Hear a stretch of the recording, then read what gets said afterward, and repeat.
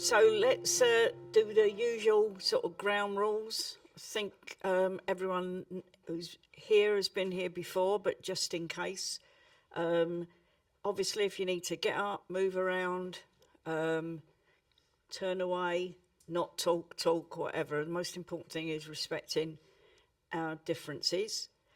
Everyone knows where the toilets are there, fire exits here and here. Temperature wise, what are we feeling? Is it warm enough? Too warm? Not warm enough? All right. Okay. So unless people start boiling over, we'll keep it as it is. And lighting, bit bright. Can we turn that down a bit? Thank you, Ren. There's going to be a usual presentation. It's going to be quite an interactive one today, but you don't have to interact if you don't want to. And it's something we do every year to just make sure that everyone's feeling okay about Christmas, other seasonal celebrations and so on. But also I want to use the opportunity today, some of you might have seen the posts on the website around the House of Lords report that has gone out, and I'd like to talk with people about that and get your views to feed into NHS England. So that's another thing I'd like to ask your help with. And we're going to end on a light-hearted note of Reece and Elliot presenting either last-minute gifts in the gaming and so on, and consoles, or what not to buy really, or what to buy in the January sales. So Calvin will be here to help, but he had the audacity to get ill today. yeah, it's very unusual for Calvin to be ill. He was still trying to drag himself here, but Lucy's gone round to dose him up with Lemsip and tell him not to come today. So that's why Lucy will be a bit later coming in. Okay, so the slides, thank you Katie for doing the slides. I can't take any credit for them at all. So, Elliot, shall we start? Sure. Okay, so these are questions for you as a group. Will you enjoy it? No? No? Sort of. Anyone looking forward to it? Okay, yeah. Will any of you ignore it? You can't. It's kind of impossible to at this point. Yeah. Okay. Is it more just trying to get through it then? Yeah, for a lot of people. Okay. Trying to show the right face to people who think you should be enjoying it more. Yeah. You just have to step up the masking. Yeah. Mask even more. Yeah. But my ear is shattered. Yeah. And the masking, of course, is going to take its toll on you as well, isn't it? And particularly with this super flu or whatever it is around, you know, you could well do without attacks on your immune system, really. Anybody dreading it? Not as strong as that? Okay. Next. Anyone feeling slightly nervous about it then? Yeah, I was going to say wary, because Yeah. I don't know whether I'm going to enjoy some bits of it or get other bits of it massively wrong. Exactly the same, yeah. Dread might be a bit too strong word, yeah. Yeah. So what did you say, wary? It's a bit nervous. Nervous. Someone said wary. Well, you said wary, yeah. You said nervous. Okay. So you might get it wrong. My problem is the potential for guilt, and I wondered if anybody else has that, because I have my family there, adore my children and want it to work massively for them, and I have my mum there, and as she's quite a lot older than me and us, obviously, I want it to work for her, but actually it's quite difficult for it to work for everybody, so I spend my time feeling a little bit bad for like guilty for not getting it right for everybody, I think. Okay, so that's another emotional word, guilty. Are other people maybe I going to... always feel guilty after. Do you? Think I should have done more. Right. Yeah, that's, I'm nervous of feeling guilty after feeling like I've got it. Yeah, I don't bother too much, but then after everything's ended, there is a touch of guilt. Should I have made more of an effort, or Yeah. I'm lost with what to buy for presents for people. Yeah. It's Same. difficult, yeah. Because I'm like, I've gotten some presents for people already, and I'm already thinking, did I get good enough presents? Have they already got the thing I've got them? Like, Yeah, it's usually that. And with old, like my mum and dad, what can you buy my mum? Some more socks. My dad, more socks. Yeah. But how many socks do you actually need?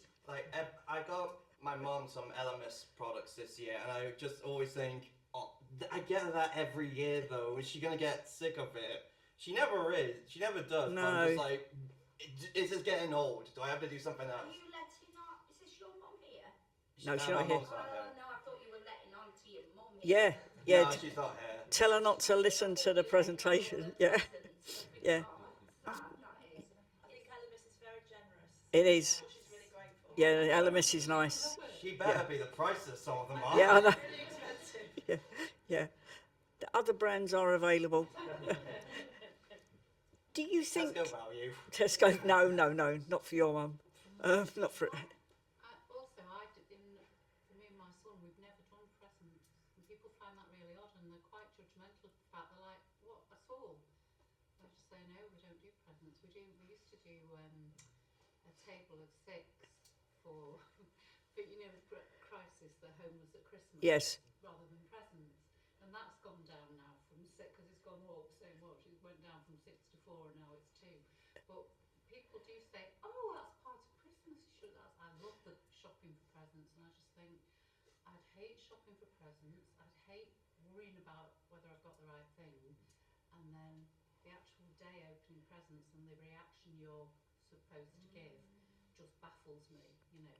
Okay. So I'd rather not bother. And my whole family now know I buy small gifts for the kids Yes. and nothing for anybody else, and I always say, don't get me anything. Okay. Yeah. It is a real stress worrying about what to get people. There's, I mean, I don't know if it's relevant, but the Big Bang Theory, Sheldon always gets really stroppy if anyone buys him a present, because it means a pressure on him to produce something of a similar value or suitability, and it is a real pressure to get it right. I start in October and I'm knackered by this time. Yeah. Do you think the things we've been talking about are any different in a neuro... If I had a group of neurotypical people here, do you think they might be saying similar things? No. I think it's on the same level, because what people are saying, I think it's that burnout you get from the preparation, isn't it? Yes. And as someone who ruminates very, very much, it's kind of, it's hard to not feel exhausted, because similar themes, wanted to make sure that you're creating the perfect Christmas for everybody else. Yeah. There's a lot of pressure and thinking that you're getting it wrong, and I think that's why you can be burnt out by the time you've actually got to the day. Even Yeah. if you're someone like me who actually really likes Christmas and wants it to be great, it does become quite exhausting.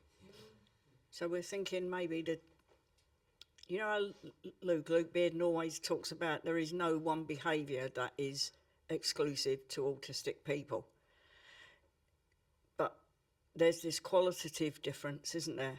And I think what some of the things you've mentioned about rumination, burnout, masking, I think they are probably much more prevalent in the neurodivergent, if not exclusively. So, okay. Elliot, next one. I suppose some of the challenges then that you've mentioned some of these before, like decision making.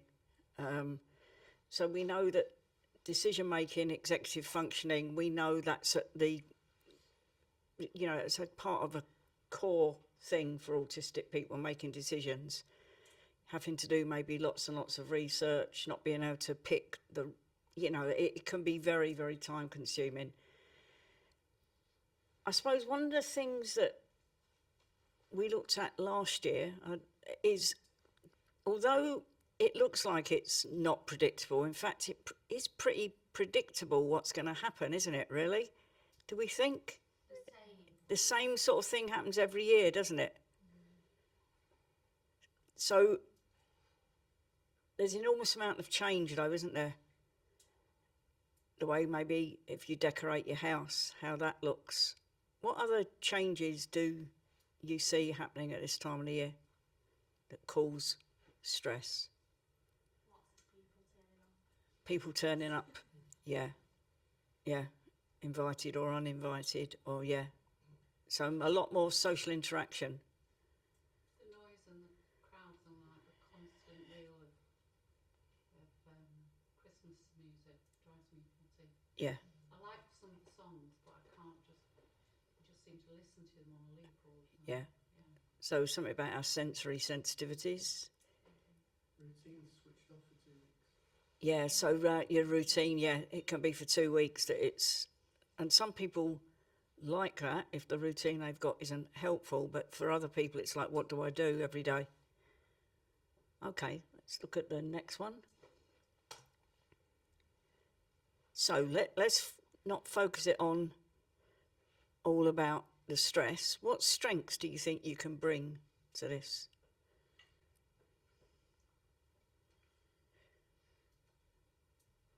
So you all go quiet. It's a minute like, it's like sometimes in assessments where I say, tell me what you're good at. We go quiet. I have discovered that I've taken over cooking the Christmas lunch for Mother now since a few years back when she had her eyes done. Yeah. And I've discovered it's actually very easy. All you got to do is organise yourself and time it. Yes. That's it. Weigh stuff. It's simple. Yeah. It just takes a couple of hours, a few hours. Yeah. But Christmas Day morning, it's not a problem. It's just, and that helps Mum because she doesn't have to do it. Apart from make the gravy. I can't make gravy. Right. But apart from that, it's just, that's something I can bring to it.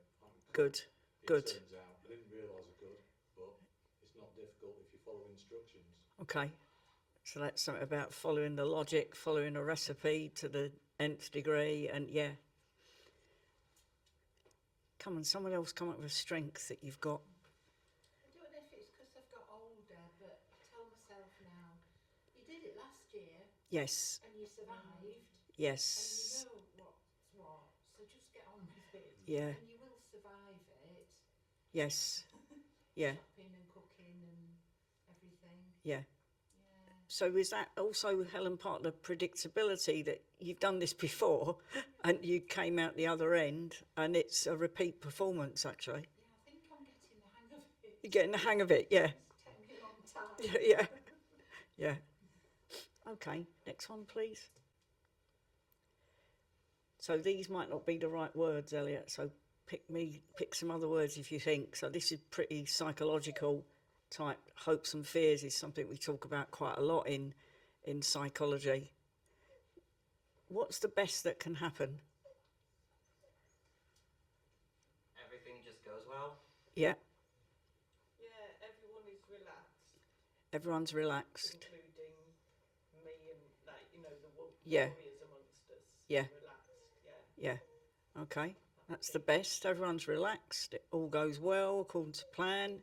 Don't spend the first 2 weeks of January unable to do anything because I'm so shattered by it all. Yeah. That's annoying. That is a not yes. So that's all the energy that you've put into it, and it takes a long time to recover from that. I had 2 days with my mother at my house, and then we have to decamp to London for 3 days with the in-laws, with all the rules, and I haven't told them about my diagnosis because I Right. don't want to. Okay. So by the time I come back from that, I will be dead. Yeah. Yeah. It's just like you do the same thing. Every year for the last 18 years. Yeah, it becomes monotonous. Yeah. Okay. What's the worst that can happen? Everyone falls out. Yeah. Yeah. Yeah. Especially when you get families together, sister that don't really have a lot to do with me or my mum and dad over the year, but then they'll suddenly appear at Christmas. Yeah. Yeah. My sister's very opinionated, but I'm wondering if she isn't autistic as well. Okay. Yeah. Possibly. Yeah. So family arguments, people falling out. Okay. Usually happens. Bringing up politics at the dinner table. Thank you. Yeah. That's the worst. Yeah. Oh, God. Yeah. Religion sometimes. Yeah. Yeah. Yeah. They've not let Brexit go yet. No. No. That's it. See, my sister's into all the government stuff. Yeah. So if you get onto that subject, it's government. Is it? Yeah. I don't want to listen. No. Okay. I don't even know who the Prime Minister is now. It'll probably change by next week anyway, Julie. Don't worry. Don't bother to learn it. Okay. Christmas dinner gets burned. Christmas dinner, yeah. I that. Or in the old days when you didn't defrost the turkey and Yeah, that one episode of the Royal Family where they go to David Denise's house and they forget to defrost the turkey. Yeah. That's probably my biggest fear. yeah. I like to see Mr. Bean. He does a Christmas one where he gets the turkey on his head. I love that one. That Yeah. was so good. That's the best bit of the. He bought his girlfriend the pic. She thought she was getting this ring and it was a picture. I just think you can't beat it, can you? No. Yeah. Okay, so we recommend those programs. Okay, next one. So there are the National Autistic Society have got some tips. So for it might be worth looking at those if you feel that there's anything of worthwhile. If we click on that, what happens? Go straight to it. Yeah. Okay, so that preparing for Christmas. See, that goes back to 2022 because I don't think there's any need to change it really because it's the same every year. So they've put some resources there. If anyone wants to take a picture of that, by the way, I'll keep it on for a little bit. Yeah. Like if you just want to save the URL or anything like that. Okay. I'll put it into the video and put the links on the website. Okay. Thank you, Dream. Okay. So let's next slide then. Okay, for some people it's a very, very distressing time, isn't it? And you know, really, really distressing if you're homeless or you're in abusive relationships, domestic violence and so on. So these are all organisations that we think might help people. So again, Dream, that'll all be in the presentation, won't it, when it goes on the website? Okay, so there's everything there from panic, suicide, bereavement. That one, Shout, this is quite a good one because you don't have to speak. You can text. And then abuse, and then homelessness. So all of those are, I think, worth noting. So I'm not going to ask anyone about any of this because it's very personal, but it's worth having these numbers to hand for anyone that you think might need them. Papyrus. It's Suicide prevention for under 35s. Yeah, it tends to be more focused on young people. I've heard that they're very good. And I've heard that they're, you know, if you're neurodivergent, it's not going to be an issue for, I would say, probably all of these organisations. It's not that they're going to, but the Shout one is, I think, good because you don't have to speak at all. So that's just texting. Linda, the mind one, it's got some good things to try and get through the moment. Yes. So how to get through the next 5 minutes, the next 10 minutes, that's 20 minutes. Yeah. Got very stressed. My husband doing his tax return, it all got very stressful. So I went on there, ended up lying on the floor doing something or other, and it was actually really helpful. Was it? So, yeah, so it's an idea if things get into a bit of a spiral to try and reverse Yeah, So although it's not designed for autistic people necessarily, it kind of works. Yeah. Or it can do. so there's some practical Yeah, it's very ideas. practical, Yeah, yeah, which we know can be very important to us rather than just talking about things. Okay, next one, please. This was, remember the last group we had, we meant to have somebody from Salford around ideas for Salford and feedback. I just wanted to just check, we can give you some post-its over the break if there were any other things people had thought about that you wanted us to feedback to Salford. We have the training Lucy and I are doing for the Salford talking therapies, emotional well-being. There's a whole host of organisations over in Salford, and there's going to be 55 people coming to that training, which is, I wasn't expecting that many help. But yeah, 55 people coming. So if there were, over the break, if you want to just, if there's anything you wanted to say to the therapists, to the practitioners over there, we have incorporated everything you said last time is in our PowerPoint presentation. So we said, this is what people have told us, and we got quite a lot of good feedback from you as to what helped and what didn't help. So we've incorporated all your words into that presentation. Next one then. Okay, this is something that we're wanting to promote at Axia. Over next year, over the sort of January, February, March, we'll be talking to you about some new developments that we're focusing on at Axia. I'll talk about this in a minute, but let's give you the context. You've probably been reading lots in the news recently around, you know, overdiagnosis, lack of money, right to choose, NHS England setting up inquiries. There's an absolute bombardment going on at the moment, including NHS England stating that they're going to set prices for assessments across the board, and that they may well become mandatory, in which case there's a lot of providers out there that are going to go absolutely bonkers about that. Wes Streeting started off talking about overdiagnosis, but then when he was interviewed on some sort of breakfast TV, sort of he retracted. Yeah. However, he's got in, I mean, you may know that the junior doctor strike has started today. He has got, I'm not feeling sorry for him because that's his job, but he has got enormous pressure to make savings and cut back. So there's this enormous bombardment going on, and there's an NHS England survey going on that I'd like to talk to you about and get your views so we can feed back into that survey. But it does feel like being under attack from a number of different directions.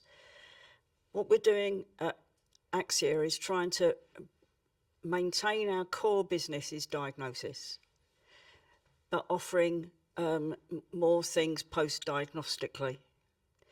So the first of these I'd like to introduce you to is cognitive assessments. And those are traditionally what people might associate as like the IQ tests. We're not doing it as an IQ test, but we're doing assessments of people's intellectual functioning to try and see what their sort of spiky profile is. And that is particularly important for children, where they might have working memory problems, they might have processing speed problems, they might struggle with verbal information, non-verbal information. But I think it's also important for adults as well. So after the diagnosis, that just groups people, doesn't it? It just puts you in a group. It doesn't really individualise you, whereas these cognitive assessments would look much more at a number of these skills. So you can see language and communication, literacy, maths, emotional resilience, organisation, coordination, all of these things. We've also got some tests of what we call executive functioning, because sometimes people are, you know, when people say, what reasonable adjustments do you need? Quite often it's really difficult to know what reasonable adjustments you need. So some of the tests of executive functioning are around planning and organisation and how that might impact on you in everyday life. So we want to be offering that to people. Of course, everything that we offer at Axia has to be paid for. So that's where it all becomes a little bit like, I don't like talking about it because there's a cost to it. But if people are interested, they can go educational psychologists are out there, they can do these assessments for you. You can go to other organisations that specialise, like the British Dyslexia Association and so on and so forth. You don't have to come to us. But this is the first of a few things that we're going to be talking to you about that are enhancing our after the diagnosis. How can we individualise you? So it might not be relevant to you, but you might think there's someone who in the family, for example, one of the children, where you think actually we really need to know why they are struggling with this subject or this particular exam and so on and so forth. So that's the first of a few things we're going to be talking to you about, and watch this space in the new year. Okay, next slide please, Elliot. Right, let's get on to probably the biggest thing that I'm going to ask for your help with today. So the Autism Act came in 2009. It was heralded as something amazing because and it still is, the only specific disability piece of legislation. So we've got the Equality Act that goes across all designated groups, but the Autism Act, as it clearly says, is specific to autism. And as a result of that, there was a strategy, an autism strategy. Some of you in the room will remember that the actual origins of this group came as an outcome for us responding to the Autism Act and autism strategy. So the government said they wanted contributions from autistic individuals, and we came together to respond to that. Then as people came together to do this specific piece of work, Dream, I'm sure you'll remember it very clearly, that then people decided they actually wanted to carry on meeting. I think there were some others of you who were there right at the beginning as well, and it felt like this is a good thing for us to do. But to come together, not in any social group, certainly not a social skills group, but a group that could respond to things like this, but also to enhance people's learning by having speakers and so on. So it is law. A strategy had to be outlined, and then a House of Lords committee was formed very recently to review it, and they have reviewed it. The House of Lords report is a really, in my opinion, is a really good report that gives the government well, it actually says this act and strategy has failed. Surprise, surprise. Yeah. And so they're urging the government to review that, and we've got until June 2026 to try and influence that. Elliot, if you click on that link there, what happens there? Okay, so this is a summary of it from an organisation called Autism Action. And so for Autism Action to say that the committee did an excellent job of listening to autistic people means it really did do an excellent job. It actually has got lots and lots of people who live in the experience. Okay, so can you move the things? Yeah, thanks, Elliot. So key moments in 2025 and 2026. So this is the title of the House of Lords report, Time to Deliver.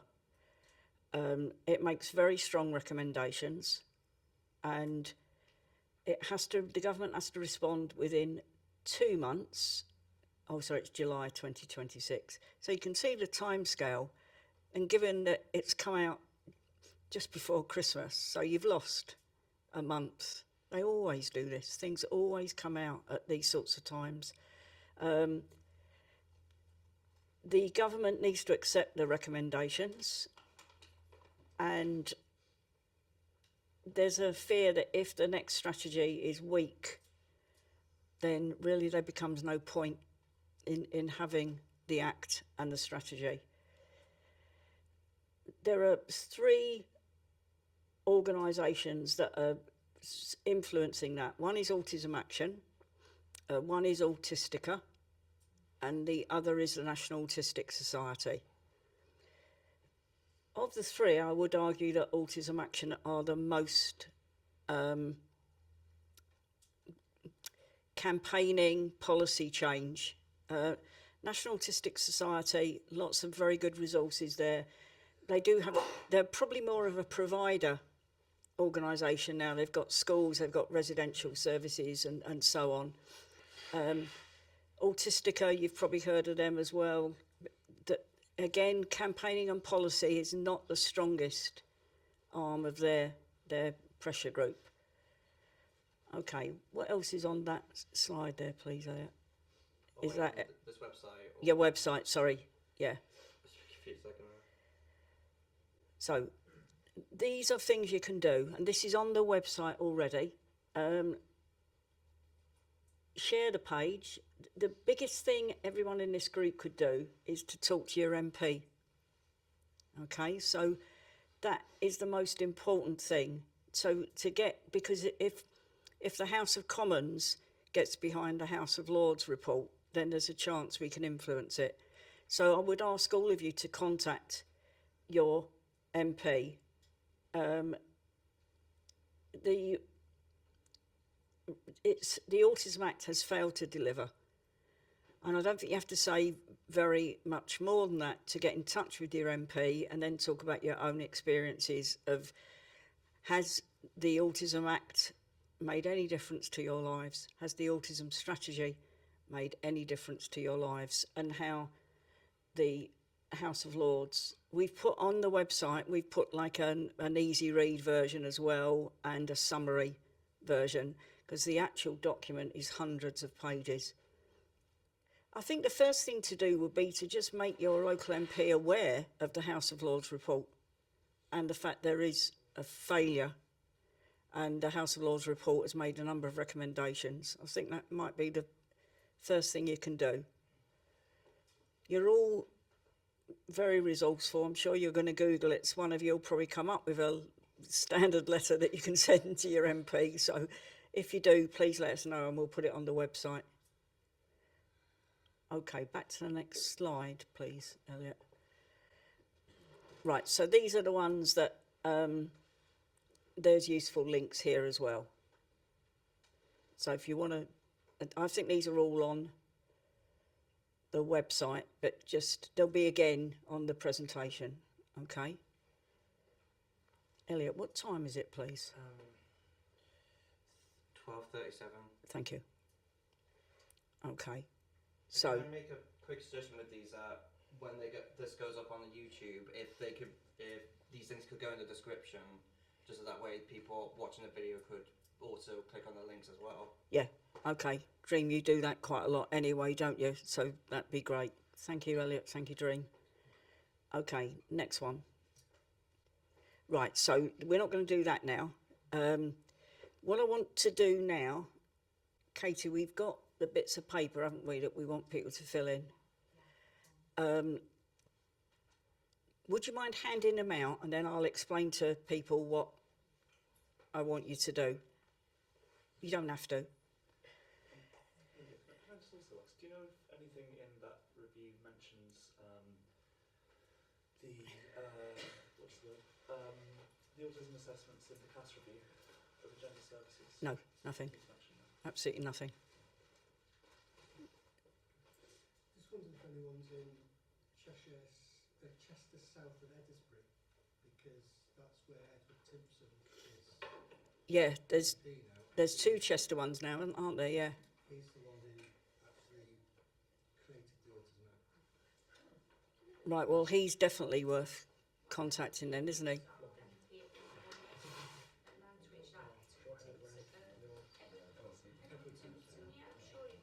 Okay. I've met him, he's quite a nice chap. Is he?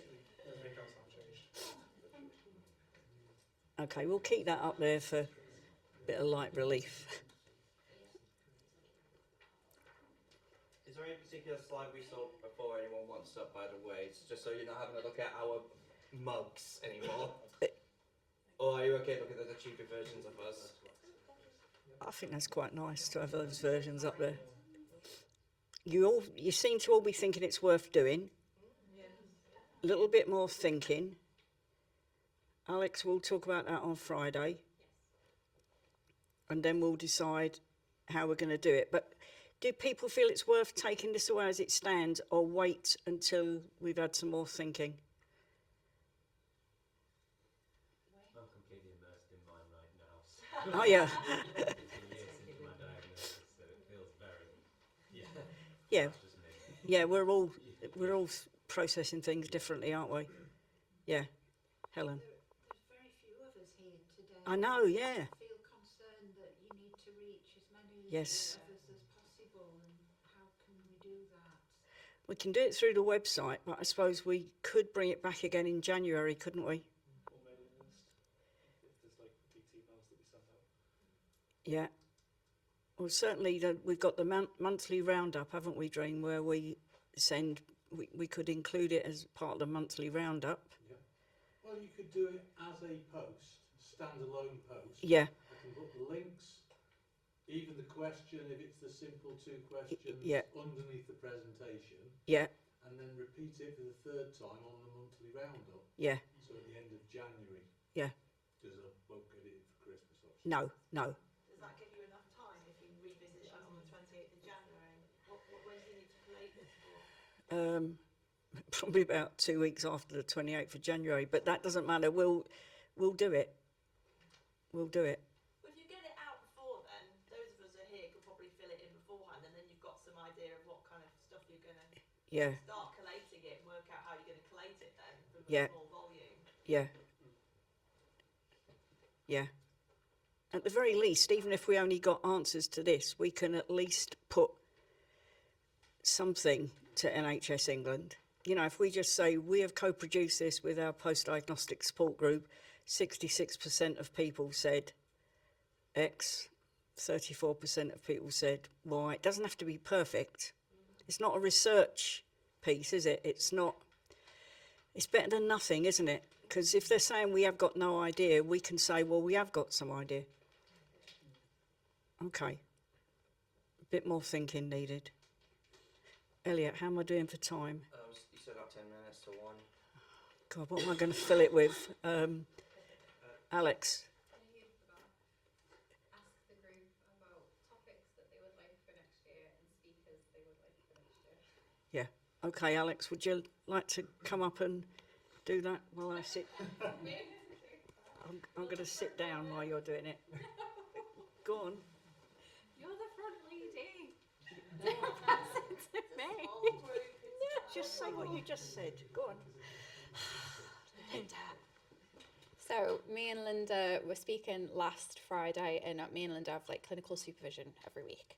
And one of the things we thought was to bring it to the group to ask for ideas for topics for next year that you would like to hear, rather than hearing the same sorts of topics. And if there's any dream guest speakers that you would love to have here. No speaker is too big. Think big, and we can always ask. I keep missing Luke. I've never seen Luke. Where have Yes, we have asked Luke for, he'll definitely come next year, fingers crossed. We have asked him for his preference. He has sort of been given top priority to ask him. He usually picks August. Yeah, which is what I've guessed it. He usually picks August. He said basically he's going to get back to us in the new year with when he can do next year. But yeah, so I don't know if he tends to pick August because he's obviously lectures, because he's on break, I'm not quite sure. But if you want to think about it over the break, any topics, etc., that you could think of, and it doesn't have to be a guest speaker doing the topic, could be a topic for Linda to do, or any of the diagnosticians at work to do. And any of the comedians, I miss Piano Valley, for I was example. just about to say, he before diagnosis, but that's the first book I read after I got diagnosed. Yeah, and it's great. I found it So, yeah. really accessible and helpful for my journey of learning more about it. So yeah, he'd be a big one. There's another there's a Scottish comedian. Fern I can't remember her name. Yeah, Fern. she's written a book as well. Fern Brady. It's meant to be very good. Seen a few of her. I've only seen her stand up, and she's just hilarious. So we've got some ideas, which is really, really good, and have a little think about it. And if you want to say when we come back, obviously, if there's anybody else, any topics, we'll definitely take them on board and brainstorm them together and try and do as best we can. Thank you. Do you want to go back now, Linda?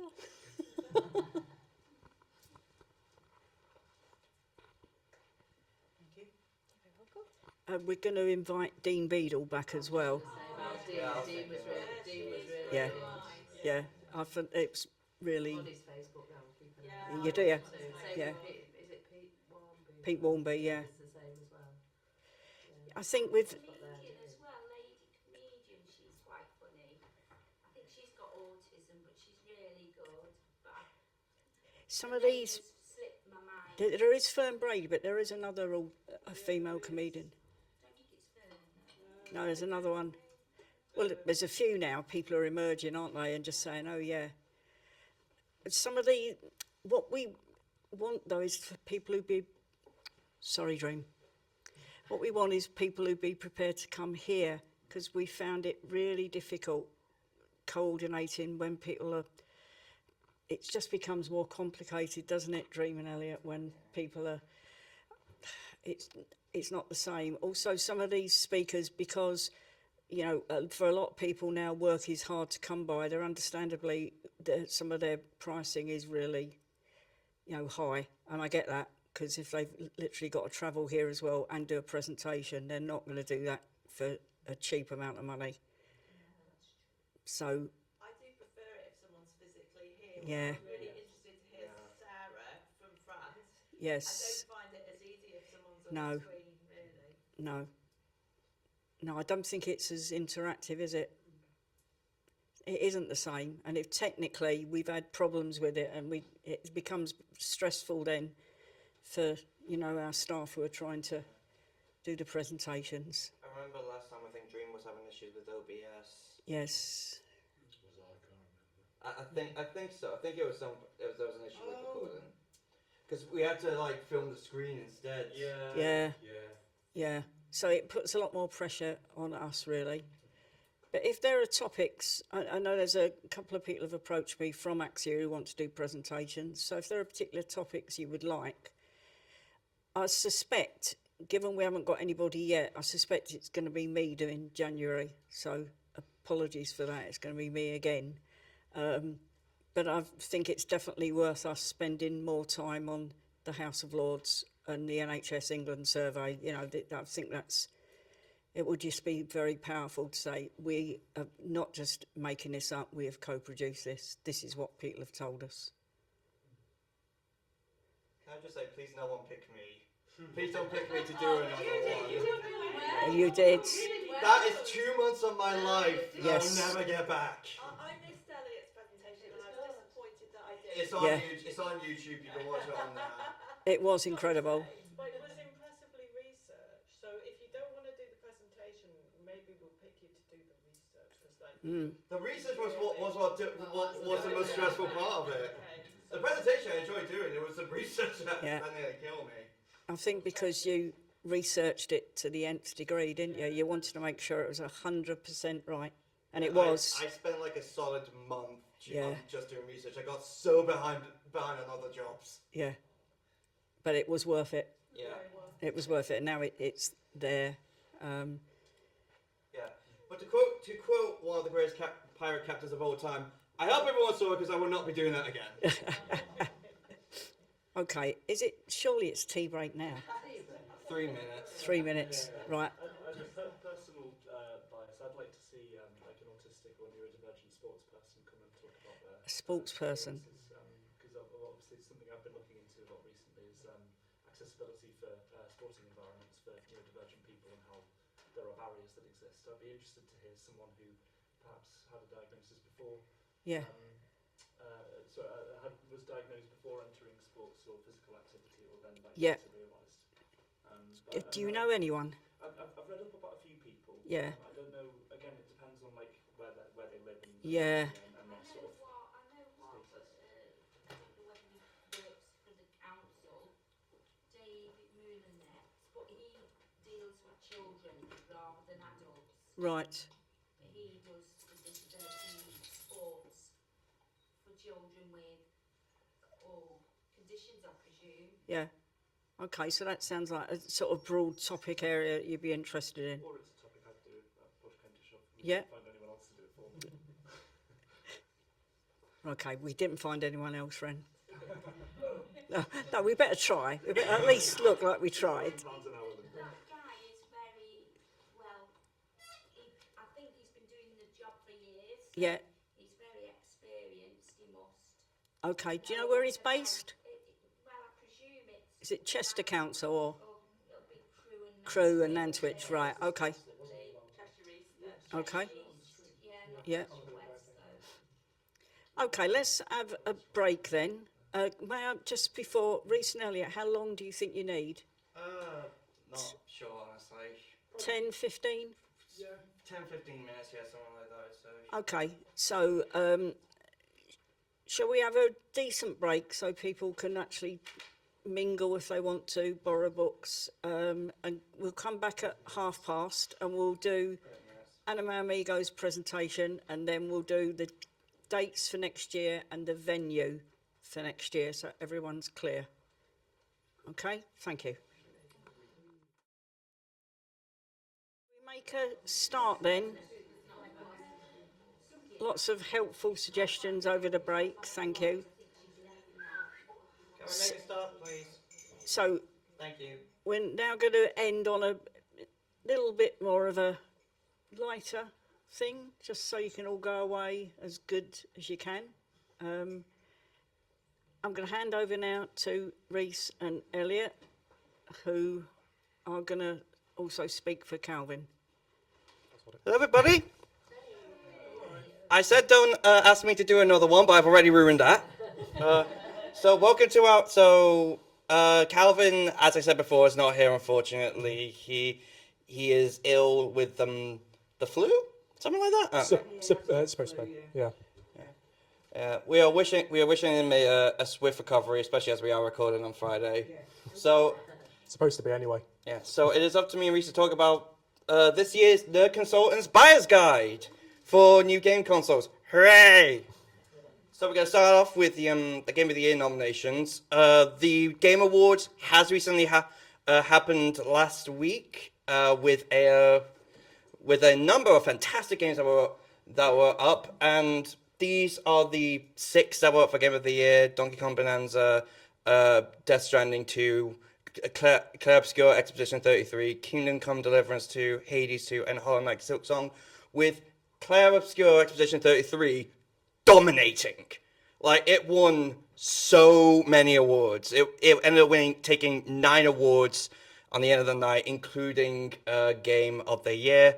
And for me personally, it deserves it. It is an absolutely brilliant, phenomenal game from a brand new game studio who were made up of a bunch of ex-Ubisoft members. The game was made on a budget of less than $10 million, includes a story writer from Reddit and a composer from SoundCloud, and yet it won best soundtrack, best story, and a ton of other, just as I said, a ton of other awards. But all these other ones are nothing to slouch at. Donkey Kong Bonanza is a brilliant game for the brand new Nintendo system. We'll get into that later. Death Stranding 2 is the latest game by Hideo Kojima, so you know that's something great. Kingdom Deliverance 2 is one of the best role-playing games, as in it's one that actually sort of lets you play a role in it and like actually lets you just choose on what character you are rather than you gain levels. Hades 2 and Hollow Knight Silksong were the indie darlings of the year. Silksong in particular we've been waiting for years for, and it's finally come out this year, and Hades 2 is the sequel to one of the best indie games in my opinion. Yeah, I just go again over Claire Obscure Expedition 33. The previous record holder was The Last of Us with 7 wins. So Claire Obscure came out and got 9 wins, absolutely sweeping the charts. Yeah, to the point where there have been a bunch of jokes online just saying that Claire Obscure just won everything. Like the fact that this year had so many amazing games, including some games that we've been waiting for years and years for, and yet it won by the French game. So now we get into console recommendations. These are what we recommend for the latest consoles, depending on what's changed, what's happened. So, big news: the Switch 2 finally came out this year. It came out earlier in June. It's gotten a bit of a mixed reaction. A lot of Nintendo fans absolutely love it. A lot of people have been quite critical of it. However, so do we recommend the Switch 2 though? Yes, absolutely do. It's just come up with that we've already had some really, really fun games for it, such as Mario Kart World, Hyrule Warriors, Age of Calamity. There have been a bunch of Switch 1 games that have had upgrades for the Switch 2. Some of them free, some of them you do have to pay a small fee for, such as the Zelda games, as examples. However, that being... I was going to say, in addition to that, all your original Switch 1 games will work on the Switch 2 anyway. And some of them, as I said, will even be improved slightly, like better frame rate, slightly better graphics, things like that. But just as a baseline, everything you buy on Switch 1 can be played on Switch 2. Yeah.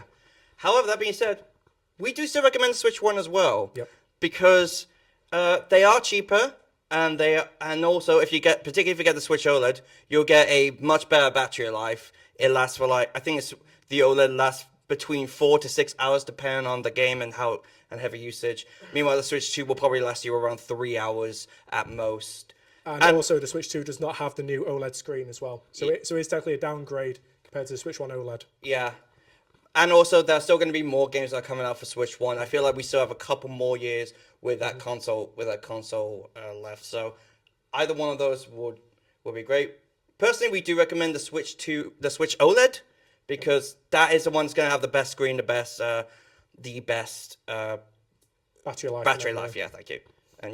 And then we also have let's get into all the PS5 ones. So original PS5, still absolutely recommend. That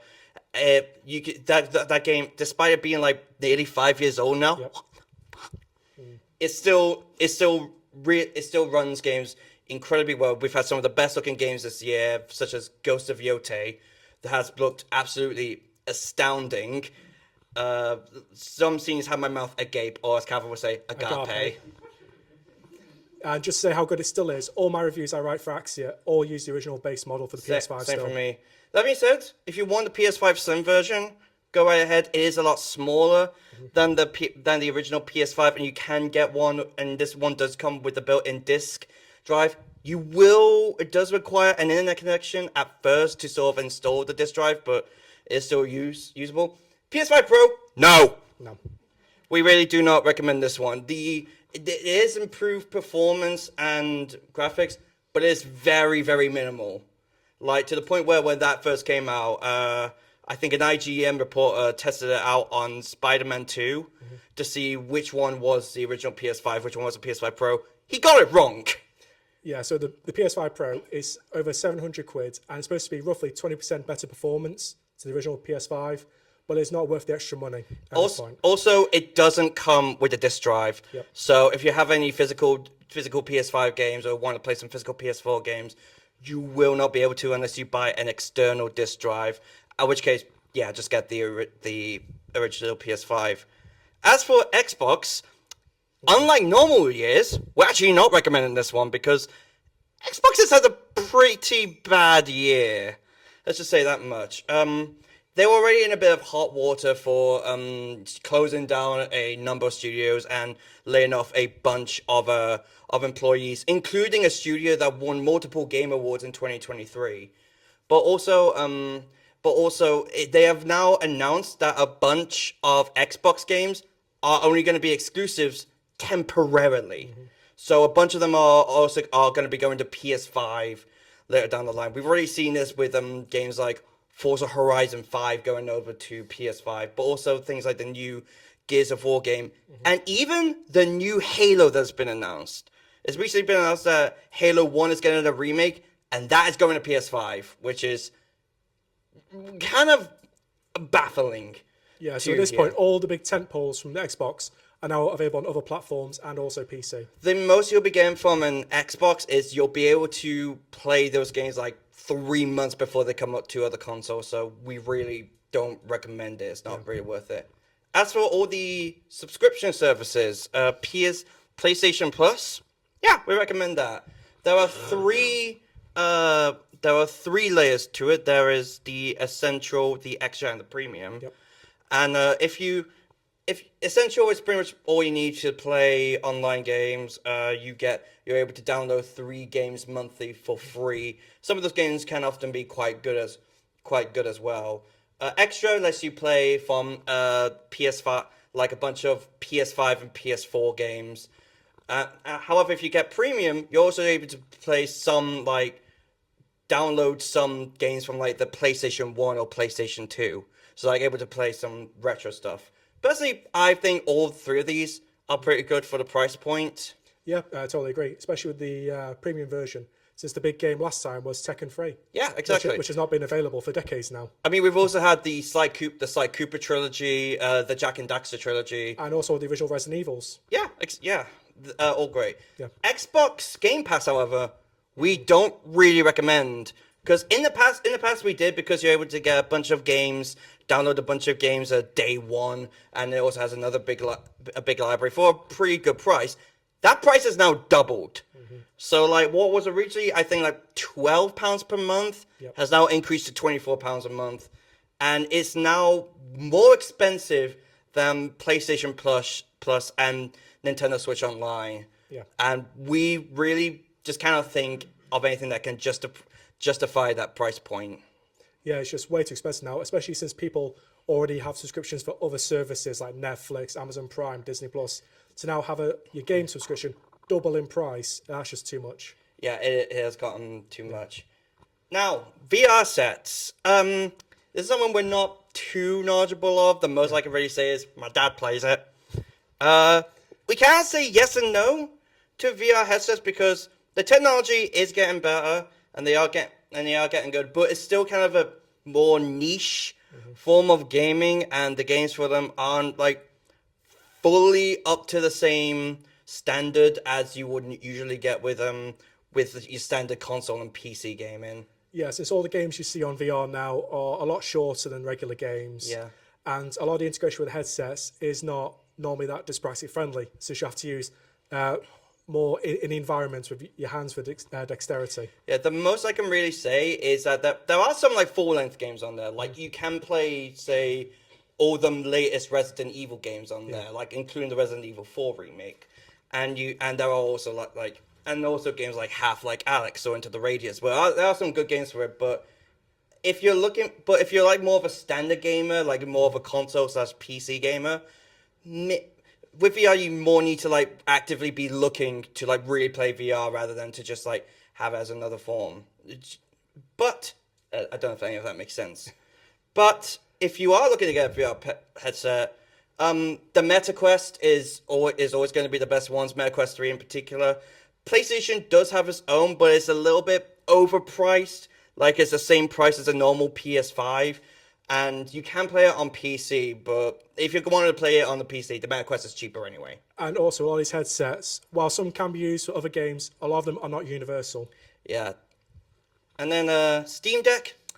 Well, it kind of depends. It kind of depends on the player, really. As it says, it kind of depends on the player. There are other sort of portable PCs out there, like there's the Lenovo Legion Go. We recently had the Rogue LIX come out, which has got a bit of backlash, I believe. So that was due to a software problem. Oh, okay. So it was draining the battery life and causing a lot of crashes Okay. at the time. But yeah, ultimately it depends. If you want to play a lot of PC games on the go, yeah, you can go for Steam Deck or you could go for any one of those, depending on what's in your price range. Yeah, and also it depends on what's in your Steam library. Because if you only have a few games, there's no point getting a whole Steam Deck just for that. Yeah. I mean, and luckily, if you do get on the Steam store, it does actually say what games are compatible with with the Steam Deck. So yeah.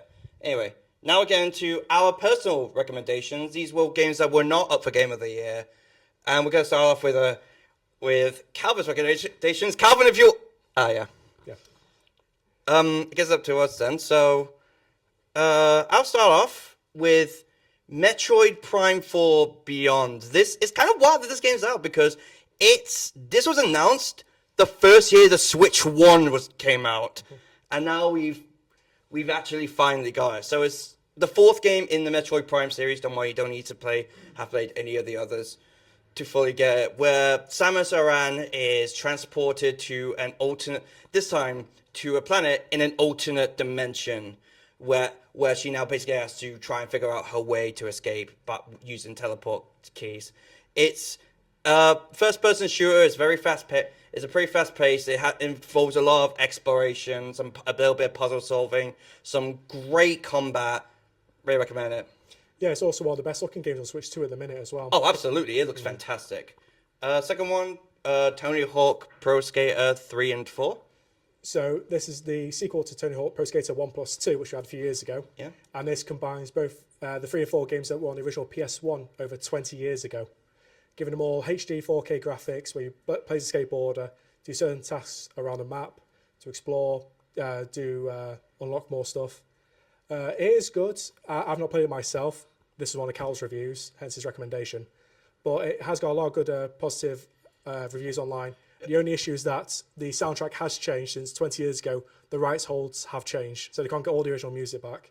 However, the soundtrack is still really fun, especially if you like sort of the old 2000s rock and metal and stuff like that. Yeah. Then finally we have Kirby Air Riders, which I believe Calvin says is actually one of his favorite games of the year. Yeah, both Cal and myself, we prefer it over the new Mario Kart game.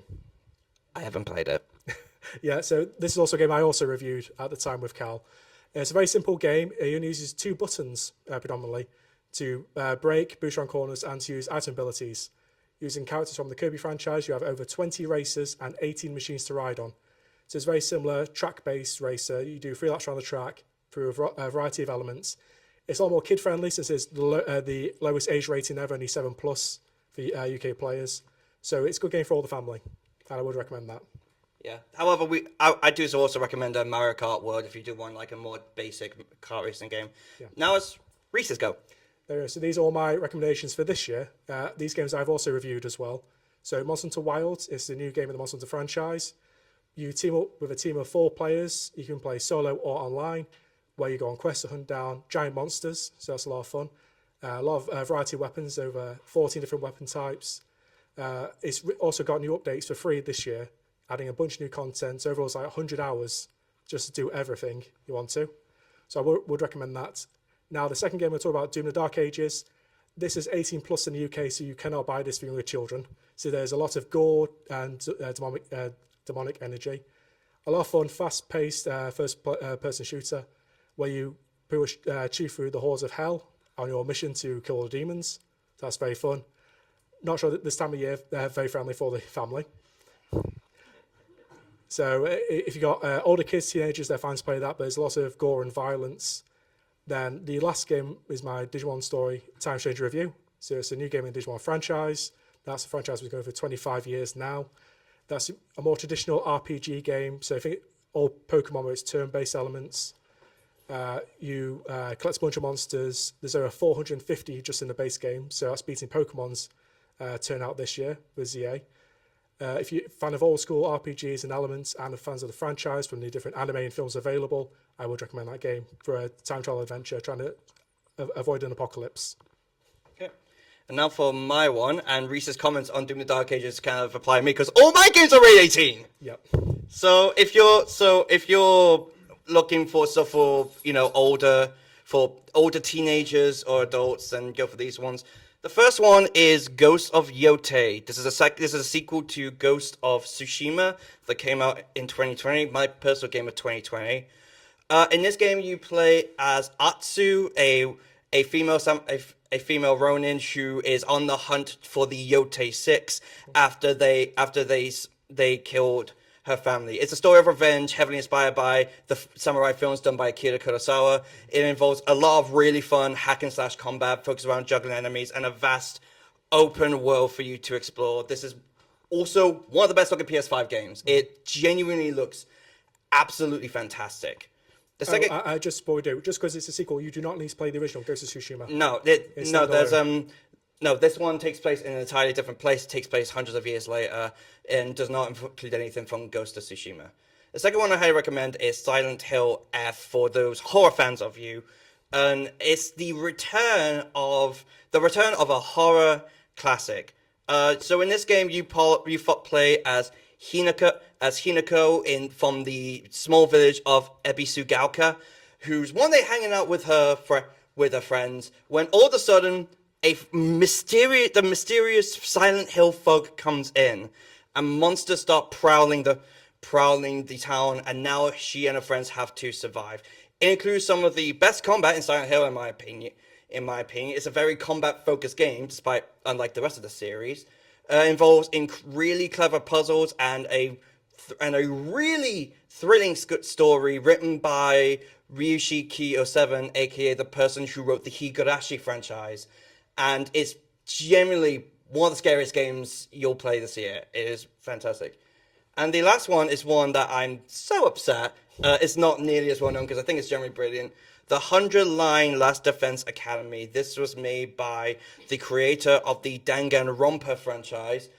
In this game, you play as Takumi, who one day is whisked from his normal boring life, and forced to join the Last Defense Academy, the last bastion of humanity, and has to protect humanity alongside his friends against the horrid invaders. His one objective: survive for 100 days. This is a really good tactical RPG, similar to games like Fire Emblem or Final Fantasy Tactics. Has great presentation and a phenomenal story that has 20 different routes that the story can go, and 100 unique endings. If you want a great visual novel, that's definitely the one to go with. I think it's absolutely brilliant. Yeah. What age is it suitable for? 18. All my ones are rated 18. So even though it's got a very cartoony art style, it is 18 plus. Yeah, as is all of the director's games. Mm-hmm. Any questions? Yes? On the first screen, were the ones that were the winners, the bottom two didn't have the ages on, the Hades and the Silksong. Do you know what ages they are? I think they're rated 12. Yeah. They're not adult ratings, but I don't think that. But I wouldn't entirely say they're kid friendly. Yeah, since they do have some more adult themes in these games as well. And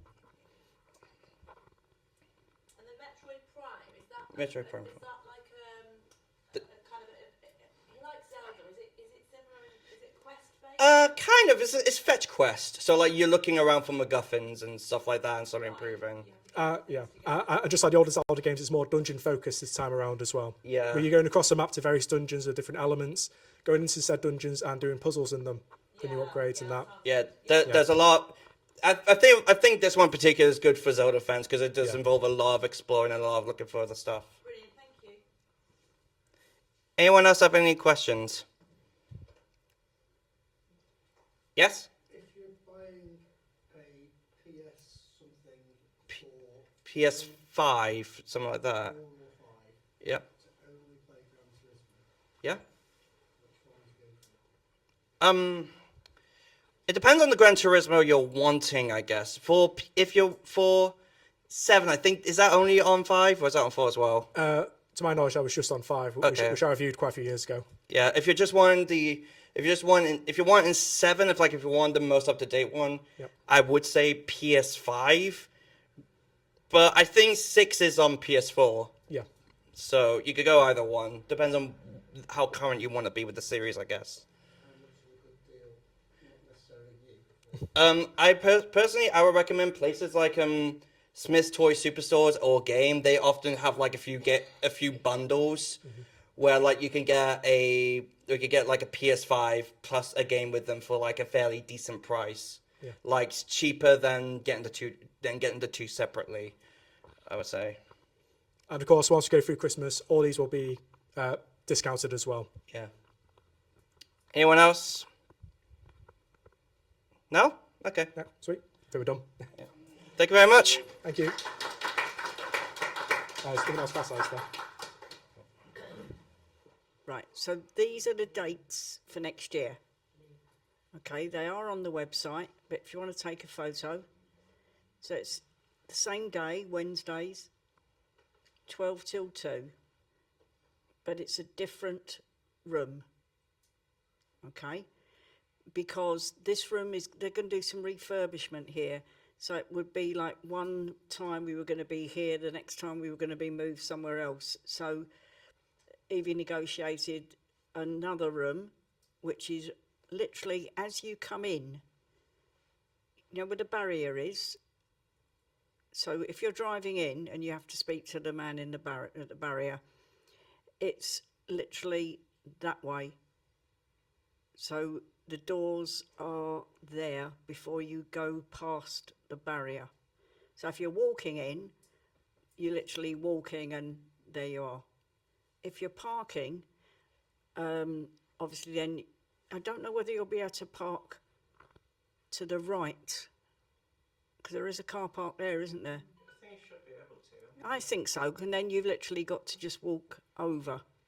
If the man at the barrier is aware, then he would direct us to I think so. Yeah, I think he's, and also with the car park, because yeah, when we have been there, he has said just park in. right, yeah. So when we've had like away days and things like that, as he said, park over there.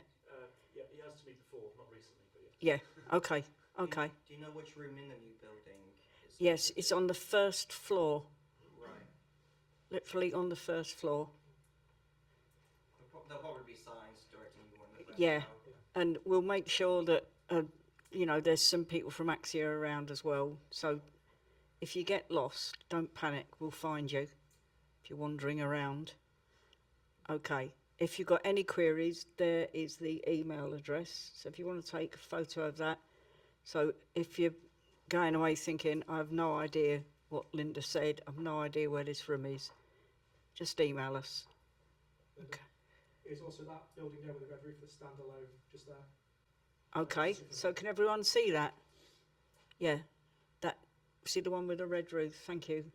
That's you're just right next to the barriers. Yeah, it is, yeah. The first one up where the first barrier is, so not the very top where the sort of fencing is on with the balcony on the outside, but it's the floor below that one. Okay. Is there another slide? Yeah, so just to reassure you, it will be in what's called the Lever Hulme first floor. Is there another one? No. No. Okay. Are we there all year then? Yeah. So every group, we thought that was safer doing that than one time we're here, then we're not here, and so on and so forth. So January will be me again, because we're trying to offer, you know, the speakers like Luke and Dean, and they haven't come back to us. So what I'll probably end up doing January. I think it'd be helpful if we continue with the NHS England work together as a group, because I think that's a good opportunity. And who knows what might occur over the Christmas holidays, what reports might suddenly sneak out on the 28th of December. So I'll be looking for stuff like that. So if I see anything, I'll be bringing that here as well. Where Streeting might go and do something, who knows. So any questions before we say goodbye? Okay, so I wish you whatever you wish yourself. And see you in the new year. Thanks very much, everyone. Thank you.